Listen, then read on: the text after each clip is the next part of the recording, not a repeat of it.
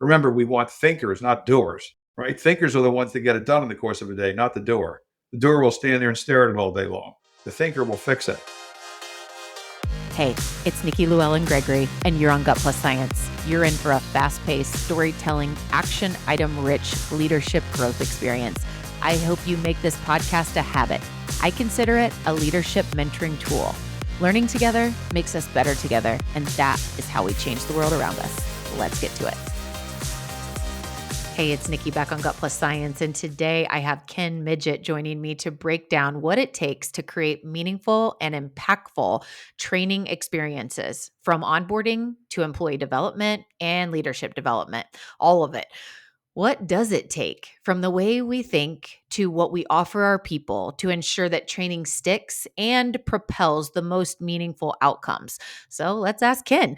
And Ken, it's trying to figure out, hey, where do we start? And I always like to start with the mindset. We're speaking to leaders on the show, and let's just frame this up from how do you suggest leaders shift their mindset or frame their mindset about training to get us started? Welcome. Thank you. Thank you so much for having me. Wow, great question. And I think I have a lot of good answers and nuggets for people to take away on that. And my very first thing at the very top of the pyramid is the culture, right? And I don't necessarily mean the total encompassing culture of your company. What's the training culture look like? What does it look like from an admin view and a leadership view? What does it look like from a delivery view, meaning your managers and your L&D people? And what does it look like to the trainee, the technician, right? What does those three buckets look like? So at the top, we're looking at ROI, we're looking at investment. In the middle, we're looking at management and hoping to get engagement. And at three, we're hoping to get them to do it, right? The engagement's the biggest part. Engagement, absorption, and application, right? Seeing the results of the training. So that is the most important. If you can't get that part right, the rest is very, very challenging.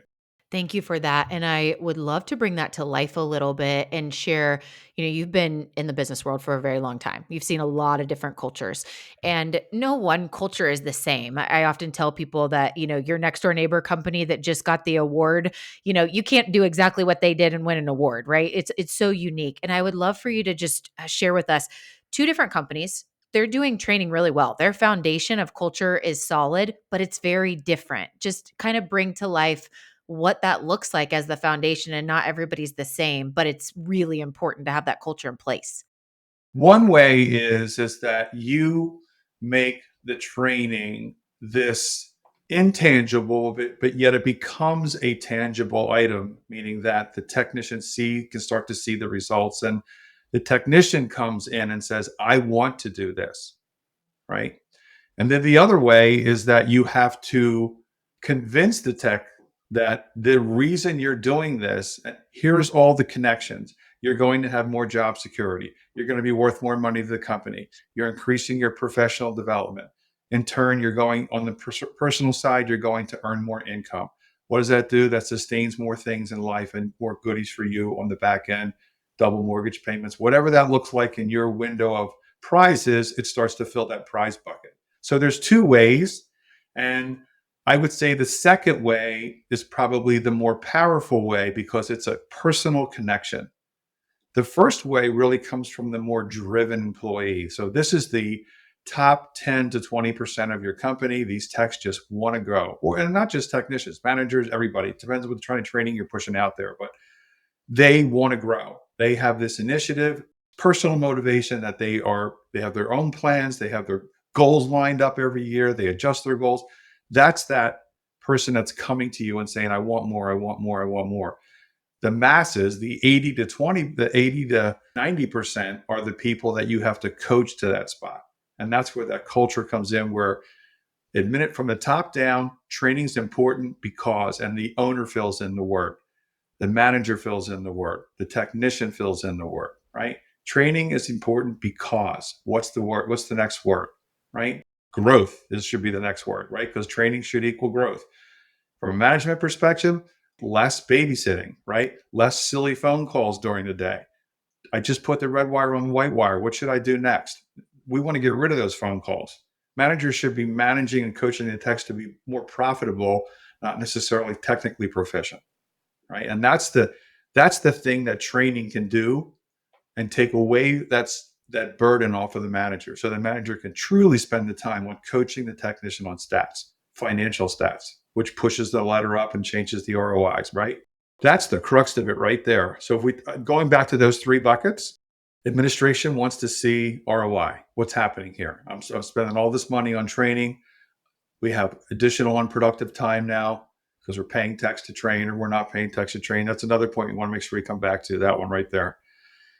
Managers, how can we alleviate some of the burden from them being technical managers and become more of a coaching and hands-on environment with their subordinates? And how can we help the techs grow, which in turn creates retention? I want to work here. No one else is going to train me like this company is, right? It's the other golden handcuff, if you will. It creates a great recruiting environment. It creates a great onboarding environment. So a lot of things a lot of dominoes, if you will, that start to fall into place just because you start to do training the correct way. That's so good. And there are two consistent messages that come up a lot on Gut Plus Science that you're reiterating. One, it's really important to tie to the why behind this. So for the 10 to 20% or the 80 to 90%, those two buckets, the core was really getting to meeting, them from a cultural perspective with like why and leaning into that. The other that you said that we talk about a lot on the show, and it's so important, is managers, leaders. We often see a lot of times it's like, as a manager, you're here to lead, right? And so maybe even reframing that messaging, but whatever it is, whoever's leading those people, they're here to be coaches. I'm not here for checks and balances and to check the box and just make sure you got your stuff done. I'm here to help you advance your efforts in your life in this role. So thank you for reiterating that. I'm really curious. You've had an extensive business background. You've run businesses, entrepreneurship, very passionate about what you're doing right now. Why training? You could do anything. Why training and being so passionate about this is your area of focus now? That is such a great question. I'm sure you're going to just feel the passion come right out of my voice. I think my career is very diverse in that during my apprenticeship, I worked in almost every facet there is in the industry. So I have a very diverse apprenticeship from a technical perspective, and then the years of business experience, and then that transition into education. Being an educator by far, and even to this day, has been the most rewarding experience I've ever had. I mean, and it's still paying me back in just rewards, just watching somebody flourish. We were just on American Plumber Stories with a female alumni that's getting ready to take her journeyman's exam, that started out as a little shy ninth grade freshman. It's just how these things have happened over my educational career is what I think really has me driven and sight set on that. This is the answer to so many problems. This is the answer to students in high school that have a challenging and learning environment. This is the answer to recruiting and getting more people into the skilled trades. This is the answer to businesses growing and becoming flourishing businesses, because it starts with this, right? It starts with the training. Training changes so many dynamics in a company. One of the most simplified dynamics that it changes in a technician is confidence. And that spills over. That's like a cascading waterfall that goes into a bunch of different rivers, right? If you increase a technician's confidence, what do? Well, you make them a better communicator to the customer, because now they understand what they're communicating about, instead of just repeating what the manager told them at the office or what the factory training person told them to tell them. They have ownership of what they're talking about, right? It's extremely powerful, right? What does that also do? That changes reviews. Everybody's so hyped up on Google reviews, right? Well, if a tech is confident, chances are they're going to be professional, and they're not going to get themselves in environments from a communication between tech and customer that are awkward or weird or will push a Google review the wrong way, right?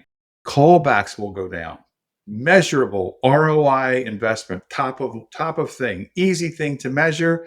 Use the analytics from a company, track your callbacks, put that technician right back into the training mechanism to fix the callback, track it again, find out the true value of where that changes. So your question, I love training. I love affecting other people's lives. I love taking somebody from nothing to making them great. That's what I'm about. I don't need to be in the spotlight. I need to be watching the other person in the spotlight. It's a beautiful thing, and I can see your passion shining. For many of our listeners, it'll be an audio experience. I'm sitting here watching you just light up as you share that. And what's better than being in that place where you just find and feel that meaningful work yourself? I love the comment you said about training breeds confidence. And when you think training can be this key effort, this one effort that really affects all outcomes, because the better the human is, the better the outcome is going to be. And I love looking at it from that angle. The more confident someone is, the more they take ownership in their role. And every leader, every company wants people that feel that ownership. And so, gosh, you just did such a great job bringing that to life. What are the most important considerations to creating meaningful training for someone that's listening and they're like, I'm about to design something or I'm going to partner with someone that's going to help us? What do they need to keep in mind? Number one is, how's it going to be implemented, right? There's no look at. I'm going to repeat this twice for the sake, even for the sake of timing here. There's no training out there that you buy and just hand it to somebody and say, go do this. None. There's nothing out there. It takes a little bit of work. It takes a little bit of planning, and you need to have expectations. And everybody needs to understand those expectations. Technicians, management, and administration. So, how does administration understand what an expectation is? If I'm a manager and I say that I need more iPads, you need to go get them. Even if it's another $100,000 over budget, go get it done because you're holding me up. You're going to change the everything that you do from once you make this training plan. The plan, that's another thing. Everything you do when you make this plan, and has to have some flexibility and agility. But if you get into a spot where you need to pivot and it's going to cost money, you need to find the money if you want the plan to work. And that's pretty much with anything in business, right? So buy something that's going to fit your needs, right? Everybody learns a different way. There's all kinds of learning styles and modalities out there. Everybody learns a different way. Everybody understands something a different way. Buy something that's safe, right? From two aspects. The humanistic side of safe, meaning that a learner's not going to be afraid to ask a question because they can revisit whatever the training was. And safe, obviously, from safety. I'm not going to get shocked. I'm not going to smash my finger. I'm not going to get twisted up in a drill. Two different kinds of safety, right? And the first one is just as important as the second one. Because if you have something where somebody just doesn't quite get it the way the content was delivered and they need to revisit it to get reassured what that information means, and they're made to look foolish, you're going to lose them. You're going to ruin your engagement. Number three, engaging. It has to be engaging. The days of showing black and white colored PowerPoints with an audio in the background going on for 20, blah, blah, blah, blah, for 20 minutes, those are gone. Those days are gone. I'm not going to say that video content isn't good because the company I work for produces it, and it's quite artistic and it is engaging. But we know we study the science and understand what it takes to make it engaging. So getting just video only content, be careful that it's not just all vanilla, right? It has to have something. You need to have something that your techs are going to be excited to do, and they're going to feel that they're actually learning from it, and their time is not being wasted. Fourth thing is maybe alternative. Maybe look into virtual reality, augmented reality types of training. The cost is very, very low compared to building a full-blown training center. When you compare that to virtual reality training that's designed correctly to teach a skilled tradesperson, it's a slam dunk. The virtual reality wins every time. Make sure that the training incorporates safety, the physical safety. So if I'm going to pick up a hammer, what's the first thing I'm going to do? I'm going to make sure I got safety glasses on. If I'm going to cut concrete, I got to be cognizant of silica dust and so on and so forth. Reinforce all the OSHA statutes, right? You want to make sure that it's a step. It isn't just follow OSHA. It's follow OSHA steps for this specific task or whatever the safety steps that you have in your company that you have. Make sure that they're included in the steps of the training. Engagement is simply goes in the expectation folder. So there's an expectation from the manager to the technician that it's not a question of if you're going to complete this training, it's how and when, right? And that the company has to decide the how and when part. It's going to be every Friday morning from 7 a.m. to 8 a.m. We're paying you for an hour. We expect you to be training. Administration has to have a way a lens, if you will, to look through, to watch the productivity of that training. And then other external measurements for ROI purposes. We're doing water heaters 4 minutes faster than we did before. Measurable monetary ROI investments. What you can't really measure, but you can witness, it's kind of intangible, especially as an admin person, is the culture of your company. People wanting to come to work, people wanting to learn, people wanting to migrate on different things. So if I'm a plumber, why shouldn't I migrate and learn the HVAC side? Right? Why shouldn't I learn the electrical side if I have training capable for me to take advantage of? Because most successful contractors are offering all three services. Why shouldn't you be the diversified technician to handle all three services? What are you doing for yourself? I'm making myself a more marketable tech to my company. So, but that has to be sold to them that way. How we get our people to want to engage, and want to show up, want to be there. And, I think you're just hitting on it. We've talked about this, understanding the why behind it and how it ties to what it is that they're trying to do. And you were saying to sell it to them that way, making sure that we're customizing our approach to tie to what matters to them. That's one thing I've heard you say in that genre. The other is, rather than showing up as their manager, we're showing up as their coach. We're building a relationship and we're leaning into helping them tie these pieces together as to why it's important to have cross functional knowledge, and how this affects them and helps them be a better, more resourceful team member for us and for their outcomes. What else comes to mind just from the wanting to show up and put that energy in, or being glad that they're there? One of the things that, from a middle management perspective, that must be done is evaluations. So I don't care if you want to make them weekly or biweekly, but you need no more than biweekly. This is where you are. This is what you got done. I see that you finished the water heater training. I'm going to start sending you with Joe, who's a skilled person, on some of the water heater calls, and let's see what you can do in the real world. Like if you're doing simulation training, as an example, I see you completed it. Now I want to see what you can do in the real world with Joe, right? I want to see question answer type things on job sites, hand holding, teaching them, letting them touch it. Because one of the trade offs between hands-on learning and virtual learning is, this is critically important for business owners to understand from an investment perspective. I can't teach a learner in a virtual environment how tight to make a screw, right? So these are things that have to be taught on site with the real hands-on part of the skill.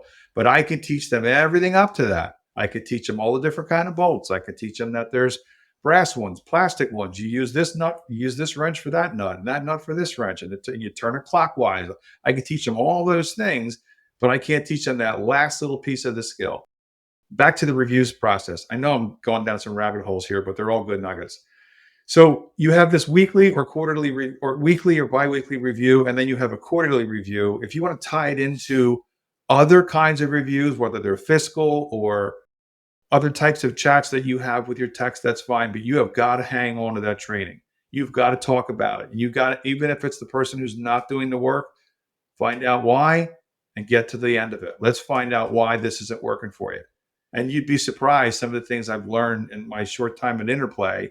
Well, the reason I can't do the training when you want me to do it is when I'm taking my kid to the school bus. There's simple things like that that you need to be agile and make adjustments for. Okay, so let's talk about that. How can we fix that? What if we did it at this time? So that's making that culture part work, right? Making it work for the culture, driving it forward. When it comes to training sessions and the components that are most important in the live training sessions that help people stay engaged, alert, very present, right? Like we've got an engaged audience here in this training session. What comes to mind as most important? Love this question because this is the education side. So long time ago, when I was in the classroom, an administrator said to me, never do anything that a student can do. And the same thing should happen in a live training environment. If I'm a trainer, I'm going to spend more time managing the training session than I'm going to be teaching it. Because if I have a product that they can learn most of the foundational knowledge and maybe even some of the steps to do a given task that they can do ahead of time, they're going to be doing that. And then when they come into my classroom to be trained, it's not going to be me getting up going blah, blah, blah. It's going to be, hey, Nikki, get up and tell me what the 4 principles of refrigeration is. And the audience is going to be the ones that are going to be talking, not me. I'm just nodding and agreeing or disagreeing with their stuff. And making sure that we're really getting the foundational knowledge. If it's a foundational type training session, so why is it when it's 350 degrees or 350 pounds is 27 degrees? Why is that the case, right? You're asking the deeper questions, the critical, creative questions. We're making. Remember, we want thinkers, not doers, right? Thinkers are the ones that get it done in the course of a day, not the doer. The doer will stand there and stare at it all day long. The thinker will fix it, right? So that's one way to keep them engaged and make it evangelistic. Hey, the first one who gives me the answer to this question gets this. You'd be surprised how trivial and how competitive technicians are for a Jolly Rancher candy. These guys are diving all over the classroom for Jolly Rancher candies, but they all really what they want to do is just be the first. They want to be the best. So now you're creating leadership, right? Because these people are standing up. They're not afraid. They've got confidence, right? Because they know the right answer, and they're all engaged. And it's fun. And the next thing you know, that hour training to them went by. It feels like it was 20 minutes. So they want to come. They want to come into training. That's awesome. So many great nuggets there. Thank you. Just these tweaks that we can do. I mean, there's so much that you've shared that can be a complete overhaul to training, but there's also these nuggets that can be these little game-changing tweaks, and I really appreciate that. As we wrap up this conversation, Ken, I'm going to have you think about, anything we might have not covered that's just really important for this short episode around creating meaningful, impactful training experiences.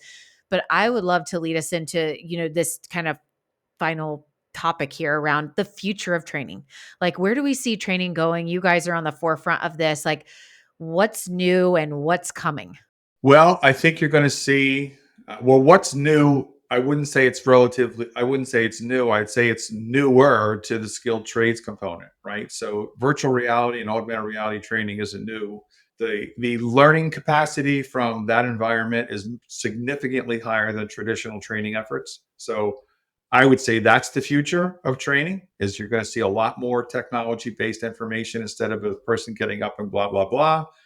And certainly the VR and XR components in that. VR is very strong, has a great place. It's on demand. Somebody gets hurt, as an example. Guess what you're doing? You're getting trained. You're going to do training. And you're going to be the smartest tech in the world once you're back on your feet. Okay. So, all these types of things that fit into that window of the future, I think you're going to see AI play a place. I'll talk about that later in this, but you're going to see AI have a huge part of the market in training, and it's changing as we speak. Right? It's what you and I talk about today will already be history tomorrow. We're not replacing what has to happen in the field. I want to be very clear about that. Complemented by on-job training. So we have before the job training, right? BTJ, OTJ, right? That's what we're looking at in today's world. And those are things that are scalable, right? So growth, if we think about growth in a company, using a digital on-demand product is scalable. You could train one tech, 100 techs, 1,000 techs all at the same time. Well, thank you so much. This has been so helpful. We might have to have you back for a round two to go in deeper because there's just a lot covered. We are going to do our lightning round together. And I know you all are waiting just to make sure that you've got his information because there's so much to follow up on. First one is we have an ever growing recommended reading list that every guest gets to put one book on. And so your favorite book of all time or favorite recent read for our leadership audience. One book if you said one book recommend, it's definitely 7 Habits of Highly Effective People. Wonderful book. I've read it probably 20 times. It's on my desk. It's got 9 billion sticky notes in it. Do you have a hobby that you spend a lot of meaningful, just fun time on? Maybe a lot of people don't even know you do this hobby. I am an avid motorcycle tourist. So long trips on a touring type motorcycle. Oh, okay. Tell us what long trips means. 1,500 miles over 9 days. What? Wow. What kind of bike? It's a Honda Goldwing. It's the newest version, so it's got all the I'm a techno tard. I love all of it. I just can't get enough technology. Everything around me has to be technology, and this thing's got all of it. Oh, where's the next journey? We are actually going. My wife. I'm actually going to turn it up a notch. I am buying a trailer because we've realized this one last trip we took over this time period. It's be easier just to trailer the bike down to the area you want to ride in. So to answer your question, we're going back down to North Carolina, and we're going to visit the Dragon, which is a very curvy road. And we're going to take some rides through Smoky Mountains and then head back up through Virginia and head home. Cool. That's awesome. Have so much fun. That sounds great. Okay, Ken, if you were to pick Ken's one piece of advice to live by, what is it? Have your goals, because I think goals are critical, but remain agile. You never know where life's going to take you, and everything happens for a reason. And Ken, the best way for our listeners to connect with you after today. You can very easily find me on LinkedIn if you type in Ken Midgett. That's with two T's at the end, Midgett. And you can certainly find me pretty much anywhere on Interplay Learning's website.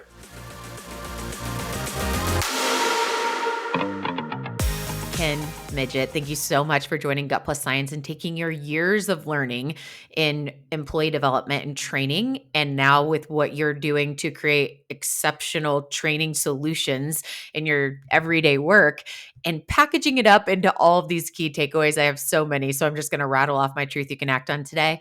So, we have to remember that the foundation for training is the culture and tying the team members' understanding of why the training to the outcomes that we're trying to develop.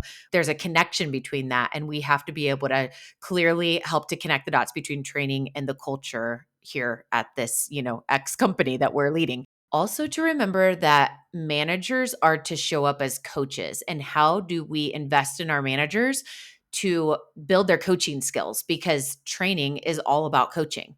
Remember that training breeds confidence. And when we are actively developing our people through our training, we watch them stand taller and them to really own the roles further. And so just don't forget, when you want more ownership out of your people, training is key to do that. Expect that training takes time. It's not a here you go, here I showed you once, now go do it. It's really about understanding that it takes time and setting healthy expectations. Design your training with the outcome in mind.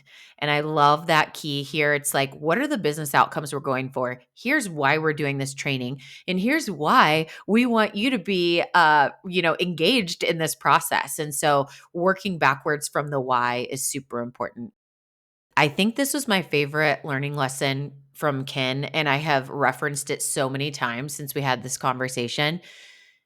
Get people involved. And remember, as a trainer, never do anything the students can do. So we're here to manage and coach and work alongside them and help them take action in doing it. One of the best ways we learn is by doing, right? And so we as leaders have to remember, don't do the things that we know other people can do. And we're coaching and walking alongside them to watch them be successful and just watching them flourish and build their confidence along the way. Such a great episode. Thank you so much, Ken. And we look forward to learning more from you in the future.